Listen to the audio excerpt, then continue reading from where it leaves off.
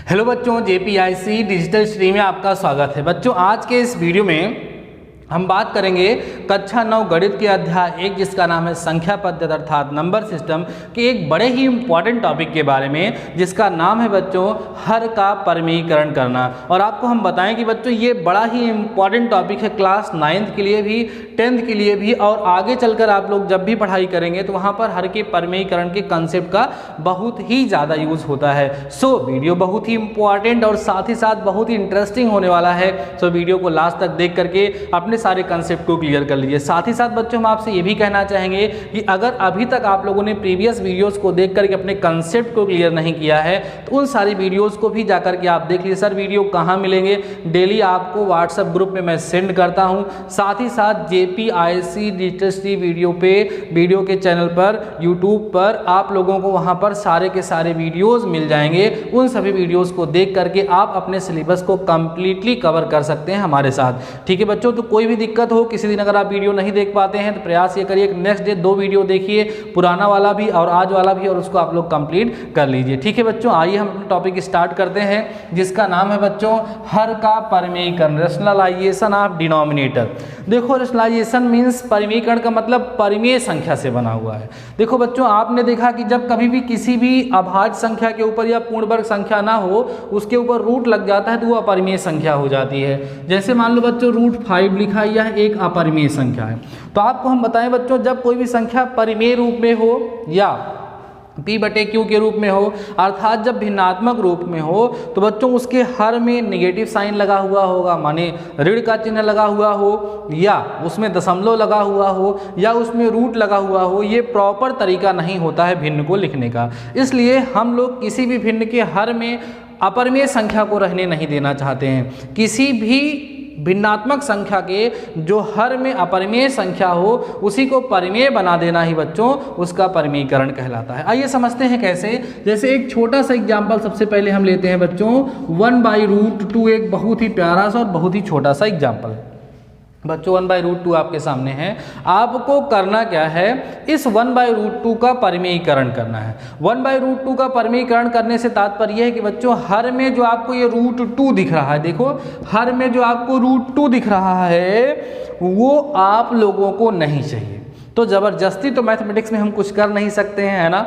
वहाँ पर हमें गणित के नियमों के अंतर्गत रहते हुए ही रूट को हटाना है। तो बच्चों ये बताओ, अगर कोई भिन्नात्मक संख्या हो उसके अंश और हर को किसी संख्या से हम गुणा कर दें तो क्या उसके मान पे कोई प्रभाव पड़ेगा? नहीं पड़ेगा। उसी कंसेप्ट का, उसी लॉजिक का बच्चों हम लोग यहाँ पे यूज़ करते हैं और बोलते हैं कि ये हमारा जो 1/√2 लिखा है बच्चों इसको हम 1/√2 लिखे रहेंगे। अब √2 से ऊपर और √2 से नीचे बच्चों हम क्या कर देते हैं, गुणा कर देते हैं। ठीक है, देखो 1 से √2 मल्टीप्लाई हुआ कितना होगा √2, फिर बच्चों √2 इंटू √2 कितना हो जाएगा 2 हो जाएगा। तो 1/√2 की जो वैल्यू होगी बच्चों वो √2/2 के इक्वल होगी।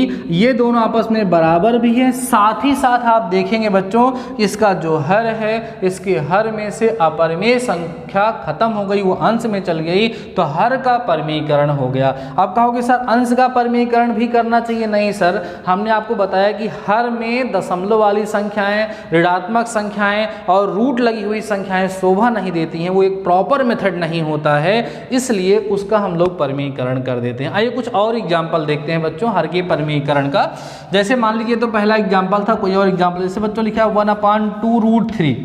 अब आप सोचो इसको अंश और हर से किससे मल्टीप्लाई करें, किससे, इसको जिसके इसका परिमेयीकरण हो जाए। तो जो रूट दिख रहा है उसी से कर दो बच्चों। इसको आप लिखोगे 1/2√3 मल्टीप्लाइड बाई √3 से ऊपर भी कर दो बच्चों और √3 से आप नीचे भी कर दो, कर सकते हो। ऊपर करोगे बच्चों तो √3 आएगा, नीचे आपका आएगा 2 इंटू √3 इंटू में √3। ठीक बेटा, ऊपर हो गया √3, नीचे देखिएगा √3 इंटू √3 बच्चों 3 हो जाएगा। तो बचा कितना 2 into 3, it means this is equal to 6।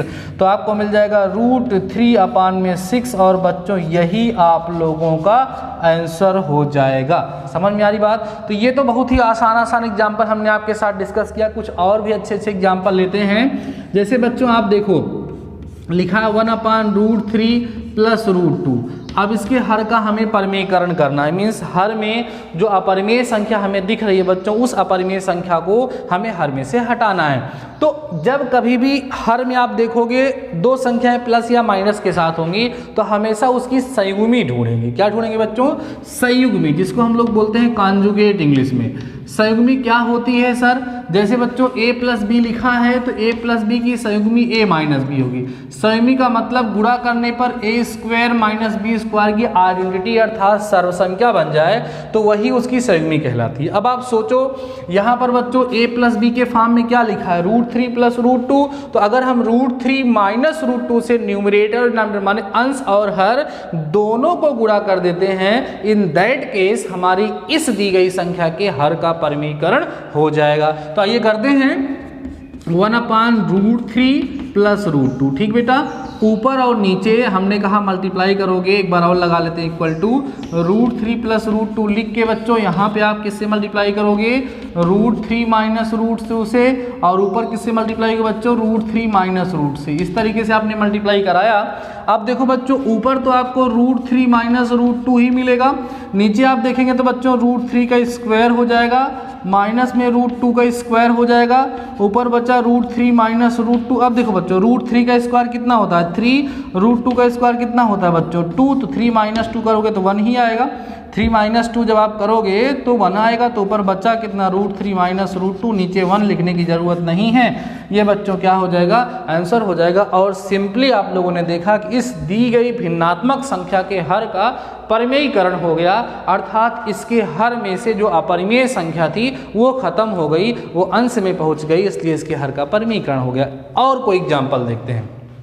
देखो बेटा 1/, सपोज कर लीजिए √7, ठीक है, और प्लस में या चलो माइनस में आपके पास 2 लिखा हुआ है, ठीक है, सिंपली। अब क्या करोगे?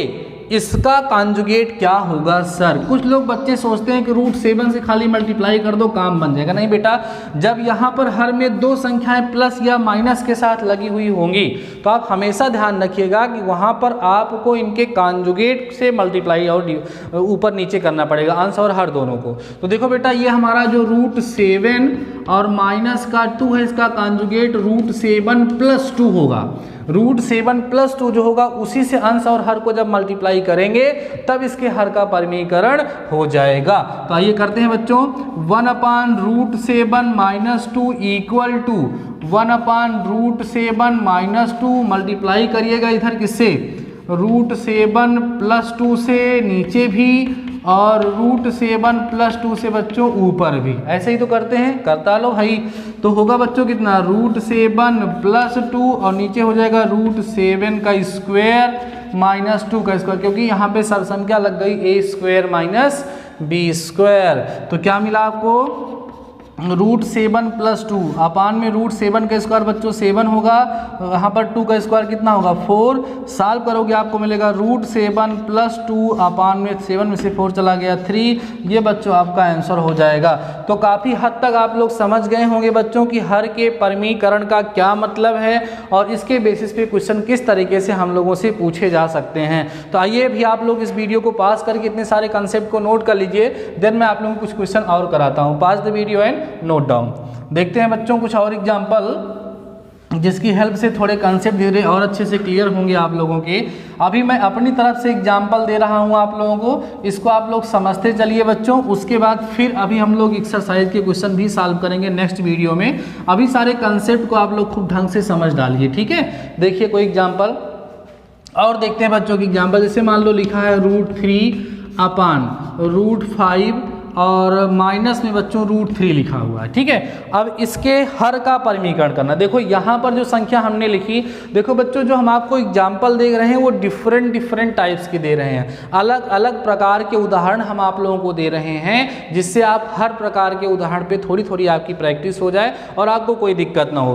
तो बच्चों यहाँ अंश में जो √3 आपको दिख रहा है उससे आपको कोई दिक्कत नहीं होनी चाहिए। हमें जो हर में अपरिमेय संख्या दी रही है उसी का हमें परिमेयीकरण समीकरण करना है। तो देखो बच्चों यहाँ पर कितना लिखा है √5, यहाँ पे √3, तो हमको इसका कॉन्जुगेट चाहिए, तो √5 माइनस √3 जो है इसका कॉन्जुगेट कितना होगा, √5 प्लस √3 इसका कॉन्जुगेट होगा।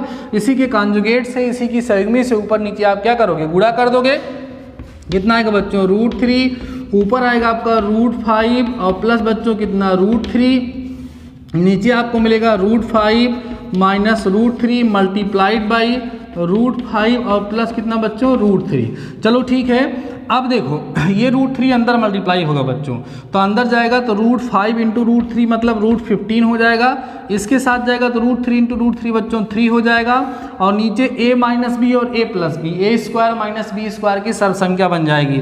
तो क्या लिखोगे बच्चों यहाँ √5 का स्क्वायर माइनस में √3 का स्क्वायर, तो आपको मिलेगा बच्चों √15 और प्लस में 3 अपान √5 का स्क्वायर 5 होता है, √3 का स्क्वायर बच्चों कितना होता है 3। दिस इम्प्लाइज दैट आपको मिलेगा √15 प्लस 3 अपान में बच्चों जब हम लोग 5 में से 3 माइनस करेंगे तो 2 आएगा। दिस इज योर आंसर, ये आपका आंसर हो जाएगा। बातें समझ में आ रही होंगी आप लोगों को। कई सारे एग्जाम्पल हमने आपको दिया कि एग्जाम्पल और ले लेते हैं। मान लो बच्चों √2 लिखा है अपान 7 माइनस 7 लिखा हुआ है बच्चों, और प्लस में √3 लिखा हुआ है। अब यहाँ पर बच्चे कभी कभी कंफ्यूज हो जाते हैं, इसका कॉन्जुगेट क्या होगा। तो इसके लिए आप एक काम करो बच्चों, इसको चाहो तो √3 अपान √2 अपान यहाँ √3 माइनस 7 ऐसे लिख दो, सारे डाउट आपके क्लियर हो जाएंगे, अपने आप कॉन्जुगेट इसका बन जाएगा। तो आप किससे मल्टीप्लाई करोगे, ऊपर नीचे √3 प्लस 7 से, और नीचे भी बच्चों √3 प्लस 7 से, ठीक है। ऊपर आपको मिलेगा √2 इंटू में √3 प्लस 7 अपान में बच्चों √3 माइनस 7 इंटू हो जाएगा √3 प्लस 7, ठीक है। ऊपर आप मल्टीप्लाई करो √2 को √3 से बच्चों √6 आ जाएगा, प्लस आपको 7 √2 मिलेगा, नीचे बच्चों हो जाएगा आपका √3 का स्क्वायर माइनस 7 का स्क्वायर। सिंप्लीफाई करते चलेंगे, यहाँ पर बच्चों आपको कितना मिला √6 प्लस 7 √2 मिला, और नीचे बच्चों √3 का स्क्वायर 3 होगा, 7 का स्क्वायर 49 होगा, 49 में से आप जो है माइनस कर दीजिए 3 बच्चों, आपको 46 मिल जाएगा ना। √7 प्लस 7 √2 हो गया अपान में 46 बच्चों, ये आपका आंसर हो गया। समझ में आ रही है बातें। तो कई सारे एग्जाम्पल बच्चों हमने आप लोगों को हर के परमेयीकरण के बेसिस पे दिया है।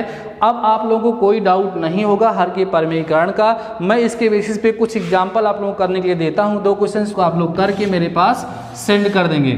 पहला है बच्चों 5 अपान √3 माइनस √2 के हर का परमेयीकरण करना है। दूसरा है बच्चों 2√2 अपान √7 और प्लस √6। ये 2 क्वेश्चन मैं आप लोगों को दे रहा हूँ। इन दोनों क्वेश्चन को आप लोग बच्चों सॉल्व करेंगे, और सॉल्व करने के बाद मेरे व्हाट्सएप नंबर पे आप लोग सेंड कर देंगे। देखो जो टास्क दिया जाए उसको करना कंपलसरी है, नहीं तो आप स्कूल में बुलाओ जाओगे और आपको डांट पड़ेगी, इसको ध्यान रखिएगा, ठीक है। हम सबकी कॉपी अपने पास रख रहे हैं, हमारे कौन कौन से बच्चे हैं जो होमवर्क को करते हैं हमारे पास सेंड कर दें। तो अच्छे बच्चे हैं आप लोग, होमवर्क जरूर करेंगे। तो ठीक है बच्चों, आज के इस वीडियो में बस इतना ही। शानदार रहिए, मस्त रहिए और पढ़ते रहिए। मिलते हैं नेक्स्ट वीडियो के साथ, तब तक अपना ख्याल रखिए।